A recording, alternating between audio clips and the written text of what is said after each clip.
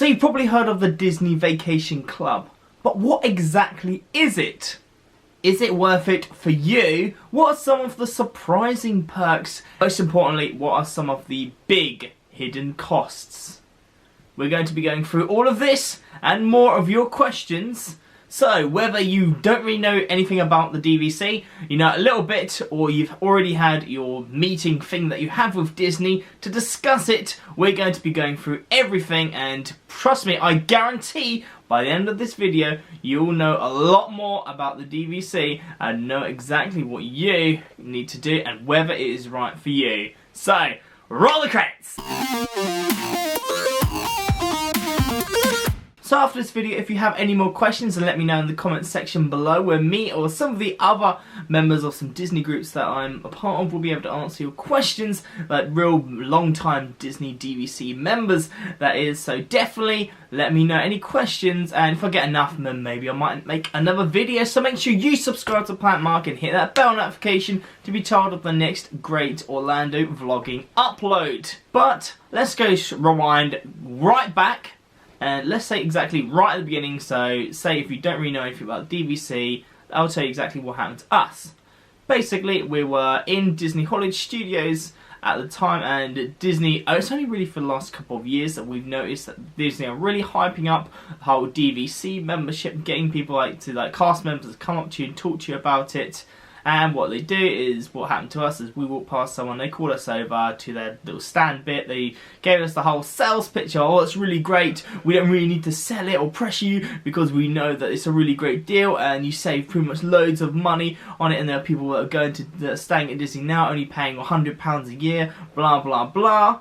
And then they send you over, then they organise transport for us, to go straight away, literally, from talking to him, going there, we were there within about, we spoke to him about 10 minutes, and he had a guy waiting for us, like a taxi, took us around the back of Hollywood Studios and to the whole DVC bit, which is just another section of a hotel. Can't remember what one. And then we had you will have a small talk with somebody. It's like a PowerPoint presentation. It will show you around, like a 30-second walk to where some example properties are. So this is what you could own. Then have a look at that, and then go back and they try and pressure you a bit more. So what do you want to do? I'll leave you to discuss it, and then you get some ice cream, and then you go. Well, I like the ice cream bit, but anyway, more on all of that in depth later. So basically that's what happened with us. We were still a bit confused, so we did a little bit more research. There's still a lot of questions that we had, and a video like this would have really helped. Okay, so first thing you need to know that this is not a timeshare. They say you're owning a piece of the magic, but you're not buying a piece of the magic. You physically won't own anything. What you do is you buy points, which in a certain amount of points, no matter how many points you buy, can buy you a hotel. Obviously, the more points you get, the better hotel you can afford. But then there's also high season and low season, which we will go over all that. But briefly, that's effectively what it is. You buy points, and those points never really go up. So if you buy points now, the points will be the amount. So if you buy points now, the hotels will always be pretty much the same kind of points. So it's just how much a point is worth, which will go up. Okay, so let me put some examples in for you, just so you understand. So let's just say you want to go every year on a decent sized hotel. 300 points is probably about is a good total, good round total, which you can buy 300 points. Bearing in mind the minimum you can buy is 100 points. So 300 points at 2019 prices, bearing in mind they're only going to go up, is $57,000. But think of it this way, that's a 50-year lease. So this whole thing that you can go, this 300 thing, you don't own that forever. That's a lease for 50 years, a contract for 50 years. And you have to pay off that within the first 10 years of you signing that contract, whether you decide to do it all in one go there or spread it throughout the next 10 years. Is completely up to you. Bearing in mind, for people saying, oh well, okay, I'm paying all that money, that's way more money than an actual Disney hotel. Remember, inflation is going to go up. For all those people every single year that's saying, oh, Disney's increasing their prices again, well, which is You know Disney will be increasing their prices all the time for the hotels every single year. That is a damn fact. 100%, you know that they're going to increase those prices, or else you know that's just the way that the world works. They will increase those prices, and you will still be there paying the exact same 2019 price that you're paying now. Okay, so for example, like every year throughout like the next 50 years, you'll be paying $1,123, or at the exchange rate which I'm looking at the moment, bearing in mind it'll probably be different, is about £903. £903 every year for the next 50 years. Now you may be thinking that is such a great deal for the amount of points, of 300 points you can get a really decent sized hotel for a couple of weeks at Disney. And £903, that sounds like a really good deal, a really good bargain. However, I'm here to tell you that it is not, well, it's not that easy, as you can probably imagine, because money. But remember, you're not paying that off in 50 years, you have to pay that off within 10 years, so that's more like, I don't know, £5,000 that you're paying a year. So if you think of it this way, for 300 points, like the amount of like, you know, the villas that you can get, the Disney villas, and using that effectively as a rule of thumb, what they say is, if you stay on Disney property, say if you know, you're planning on going Disney property for the next 5 years, then you would have broken even. You know, if you've got the DVC now, in 5 years you would have broken even, so the rest of 45 years you will be saving a hell of a lot of money. But if you're like us, and it really depends on how you vacation, how we prefer is to stay off-site, it's going to be a lot longer to break even. We're looking, I think, probably about 15, 20 years, if that, to even break even. Okay, hidden costs. Let's talk about them, what you need to know. So, $1,123 or £903 is an absolute bargain, but there's also maintenance fees that you have to pay on top. And maintenance fees you have to pay for the next 50 years. You can't pay that in bulk. It has to be for the next 50 years. So on top of that, whatever you're paying, if you decide to, alright, I'm going to pay all of that 57,000 or how many points you decide, pay it off, right, I go, I'm going to be sorted for the next 50 years. You're not. You still have to pay those dues, as they call them. And say, for example, in our example of 300 points, the average dues for what we were looking at that was about $2,223 a year. Bearing in mind, that is still restricted to inflation, so that could still go up by 15% every year. So you're thinking, I'm getting this big bargain. Here we go. Maintenance fees, an extra $2,000 at plus 15%. They could theoretically put it up 15% every single year, so it's more and more. So that £57,000 that you paid before for those 300 points, it's not. It's a hell of a lot more. I'm not saying that it will be 15% every year. In fact, history tells us that if you talk to any DVC members, that it rarely goes up to 15%, if ever. But it's written into your contract, and there is always that potential for them to rise up to 15%, which of 2,000 is about $300 more. So that $1,123 that I said at the beginning for those 300 points, it's now per year for the next 50 years is about $3,500. And that is very concerning, because that's about 3 times as much as you think that you're going to be paying. Because that's the thing, you're paying more in taxes, in cleaning fees, and dues, and to maintain the property than you are on actually the DVC thing. If it was just DVC, if it was just that 57, that's it. You can go Disney, next 50 years, 100%. What do you even think? Why are you watching this video? Go do it now. But it's not. Those dues are where they get you, and that's the surprisingly horrible bit, which they kind of mention a little bit, but they don't really express it enough, and that's the horrible bit about it. You can think, I'm getting this really great deal, and then by the time you're all really excited, then it's like, oh yeah, as well, then you have to pay for this, and this, and you can't pay that off in bulk. It will go up, and that's something you have to remember. And that's, again, another surprising thing that they do. The loan is only for the DVC points, not for the dues. So if you decide to go up for like an interest or looking for like a loan, they'll say, okay, your monthly payments for next 10 years is £800. Well, sorry, is $800, and only $200 in dues. But that $200 in dues, that will continue after the 10 years that you've paid off the DVC. So basically, to sum up, for the next 50 years, as an absolute minimum, if the dues don't go up by 50% every year, the absolute minimum that you'll be paying is $167,000 for 300 points, that is. And that's so much more than the 57,000. That's so much more.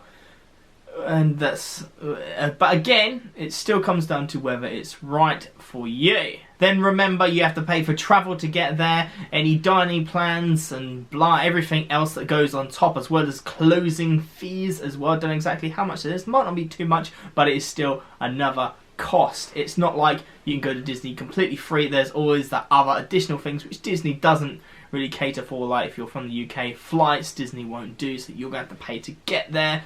Just to, you probably already know that, but I'm just covering all bases. Another thing just to know is that you'll be staying at one home resort. Okay, I'm trying to explain this one the best I can. Comment in the section below if there's any better way that you can explain it. And when we went there, you effectively are kind of situated at one particular home resort, which you get priority on. So when we went, it would have been Copper Creek, and I think it's at the moment it's like Disney Riviera or something like that they're trying to pass on as a home resort.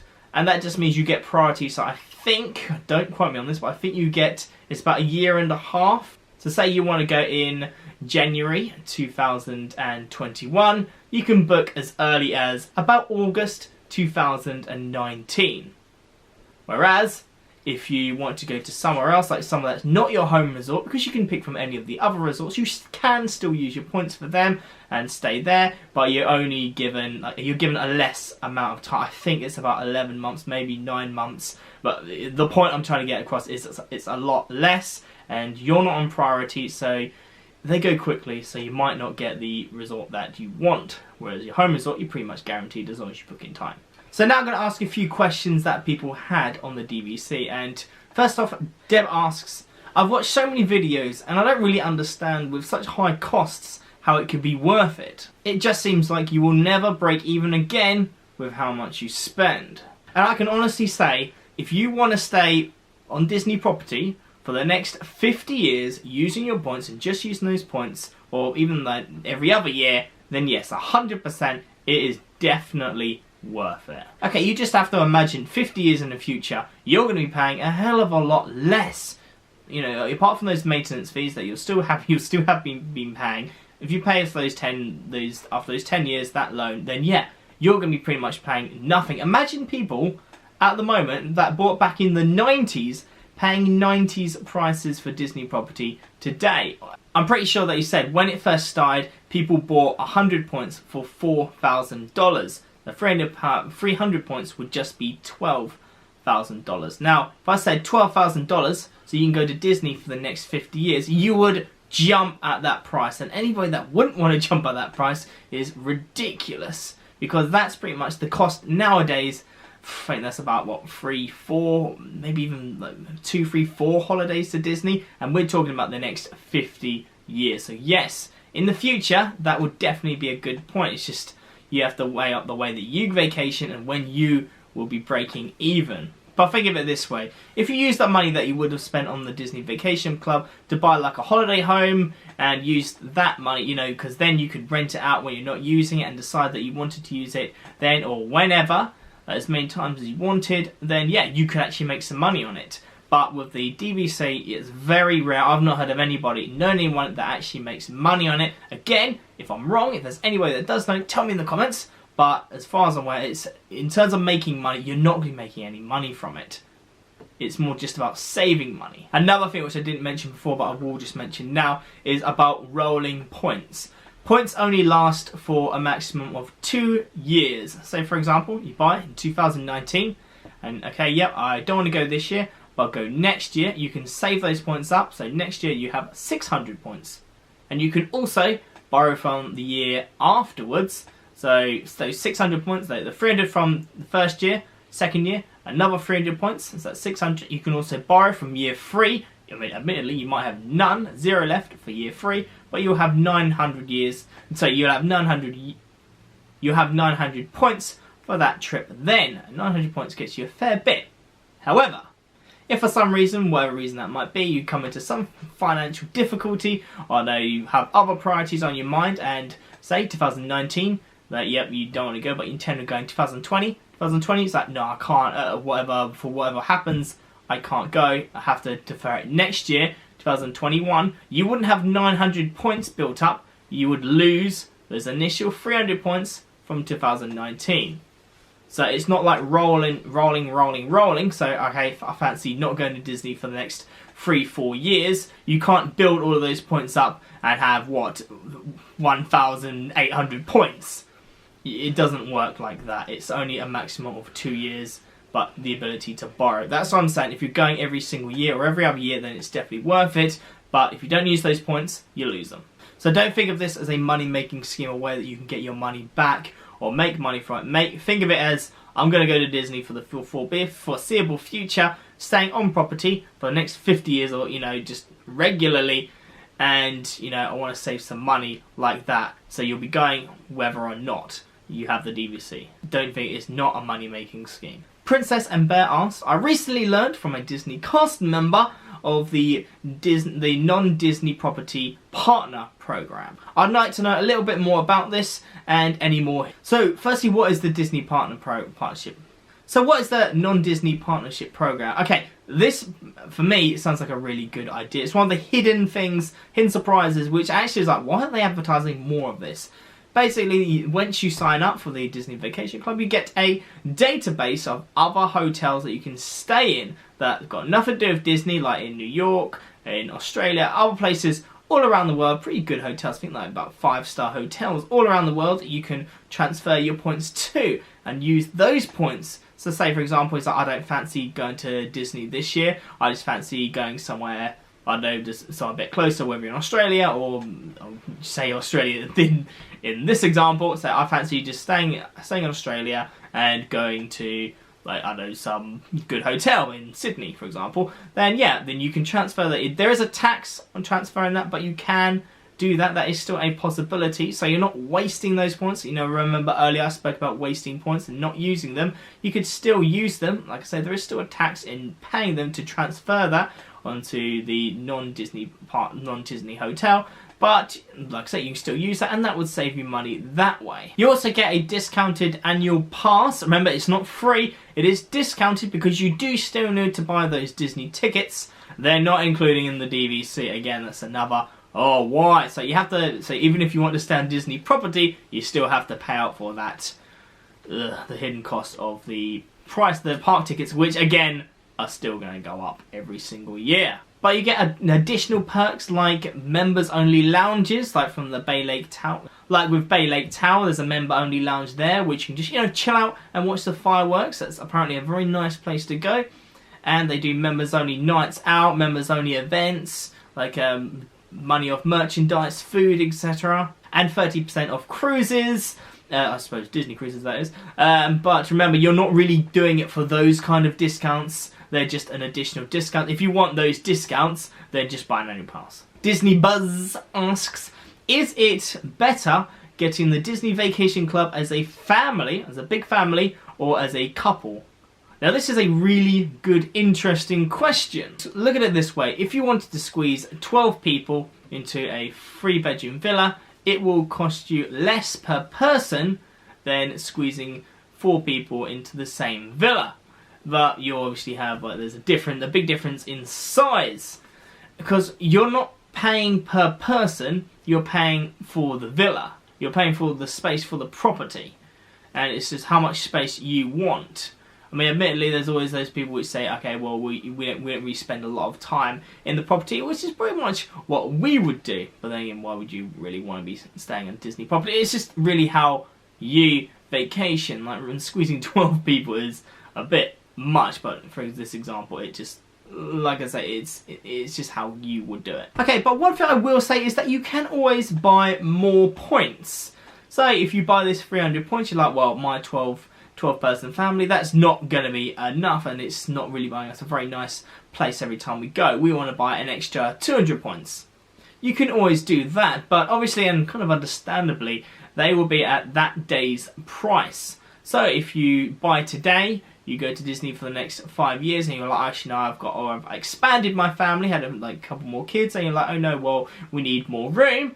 Then you can't buy it at the 2019 price. You need to buy it in the year that the day, in this case, in 5 years' time, in 2024's price that day, and that is going to be a lot more than it will now. So that is always a bit of annoying, and that's another 50-year lease from that point. However, vice versa, it doesn't work. If you wanted to sell points, that's where it comes into a bit more difficulty, as you wouldn't be able to permanently sell off, say, well, you know, I bought 300 points, I'm not using them, like I'm only using about 150, 200 points. You can't say I want to get rid of those 100 points, like to bring it down. You would need to, you could like rent them out, like try and rent them out and see what happens, whether, you know, every single year, or you could just sell, or you'd have to sell the entire contract. It's easy to buy more, it's hard to sell them, from what I've heard and like just looking at the paperwork. But you can also buy and rent out second-hand points. But whether this actually saves money or not, I don't know. That single mum channel says, it seems outrageously expensive to me compared to just paying for a yearly trip. Again, no one can tell you or should be telling you, and you shouldn't listen to anyone that says this is right for you. You have to decide. You have to ask yourself these questions. These are the questions that we asked ourselves. 1. How many times will I be going throughout the next 50 years? Obviously, no one has a crystal ball. No one knows. So think about where you are in your life. Do you have like, and are you suitably stable in terms of like a house, like your family? Are you hit your family goals? Are you looking to expand or not? Are you in a good, stable job? Because remember, there's all those duties that you have to pay either way. I'd say people in the US, it sounds like a lot more of an enticing being able to just drive down to Disney, if as long as you're living close enough to be able to drive down, and you should be able to go there like every year. It's easier for you to go every year because us in the UK, we'd have to pay those expensive flights. Grr. But I managed to get like the cheap. Although we do manage to get like some good offers. I managed to like cut down like flights and like Walt Disney World holidays. I don't remember what I called the video, but I'll put it up in the little like pop-up bit here if you want to see how you can get 50% off your holiday. Secondly, are you looking to grow your family? As people that are like already subscribed to Planet Mark and followers of Planet Mark, you know that we are pregnant at the moment and expecting our first child. So when we were looking back in November, when we went to Disney, like, you know, is this going to be enough for us? But now with a child, it's kind of like, is this going to be enough for us? Or, you know, thinking that's a lot of points. It's like, is that enough points for us? And that's something you do have to consider, because again, it's next 50 years, it might not just be the two of you, or your 1-2 children that you have at the moment, it might be more. That also links to the question before about having a big family or going as a couple. Sometimes it's not as straightforward as that. Sometimes you may buy as a couple, but eventually, you know, you become a bigger family, and it's like, well, now I need more points. And those points, they're going to stay the same. You're not going to like suddenly get more points, but the worth of those points are going to go up, but the amount that you have won't. Number 3, would it cost less to go off property? Again, this comes down to how you vacation. Like personally, we prefer to vacation off of Disney just because there's so much more to do. I mean, there are some of those families which like, no, I'm just going to go to Disney, fly there, and then just stay there the entire time. But we prefer just you know, have a look around, like go shopping in the malls, go to Universal, go to SeaWorld, do all the other stuff. Disney is just one part of it. It's not the entire thing. That's again like because we can only really afford, coming from the UK, to fly out there really like once a year, and we try to make that as long as possible. So again, that comes down to your geography and like your budgets and how you prefer to vacation. I prefer to do it like that. Staying off property, again, it's going to be a lot longer for us to break even, and that money could be put towards better use. And there's also the fees, like there's also the constant dues that you're having to pay, and which with a normal hotel, as you can understand, there isn't. Number 4, can that money be put to better use? As I said before, that's $167,000 for 300 points for the next 50 years. Can that money be put to better use? Like buying property, like whatever you want to do, whether you think you can do that or not, or whether you think you'll be going to Disney all the time. It really depends on how much you love it. Like, we absolutely love it, but I don't think I'll be staying there for the next 50 years on property. That's just not really how, I'm not like Disney anybody that does, it's up to you, it's just how you prefer to do it. That's what I'm saying, it's each independent, so don't trust anyone that says this is right for you, because they do not know. Be Simply Sweet asks, how much specifically does it cost? And is it tiered like the annual pass? So as I said before, you buy points, and per point, it's at the moment, 2019 prices, it's $188 per point with a minimum of 100 points. So that's $18,800 for the minimum. And that's before maintenance, closing costs and all the other stuff we went through before. So if you decide that you don't have that money at the moment and you want to do finance, there will be interest and there will be a 10% deposit as well. If you can't pay that off all at once, it's a 10% deposit and then pay the excess loan. That is a set price, that's not a tiered thing. However, they do things like sell tactics, like, well, if you just buy another 10 points, then you can get $500 off, blah, blah, blah, that kind of stuff. For example, at the moment, the Alumni properties at Disney, they're having a deal of, which is about for 300 points, you get $10,000 off. So that's just more of an incentive. Oh, well, I only want 250, but I might as well buy the 300 because there's $10,000 off. Remember, Jews though, but that's up to you. Okay, the Incredible Warrior Family, awesome name by the way, asks, do you get more out of DVC by doing more shorter trips or fewer longer trips? Okay, so I'm going to answer this like geographically. So basically, if you're in the US, it's easier to drive that. It's easier to get to Disney World just because it's, like, geographically, it's closer. Whereas coming across the pond, we have to pay for those flights and get across like that. So for us, it's easier to have fewer trips but longer.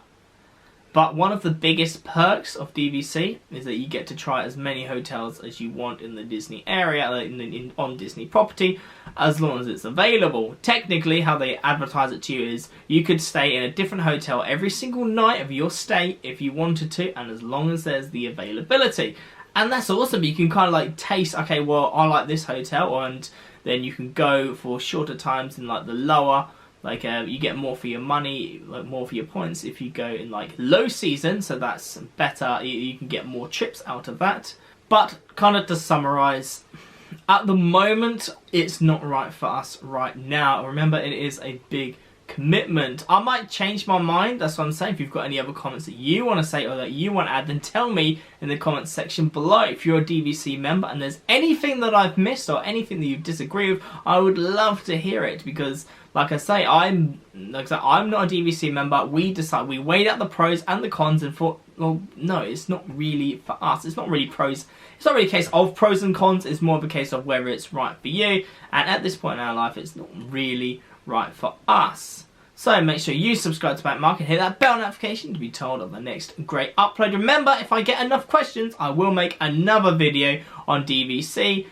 But like I say, it's completely down to you and whether you want to. If you like this video, make sure to give it a good old thumbs up, share this video, and follow us on Twitter at PlanetMarkVlog or Facebook.com/PlanetMarkVlog, or at Disney Instagram at Disney.Dreamer_UK. See you next time, guys. Bye bye bye bye bye bye bye bye.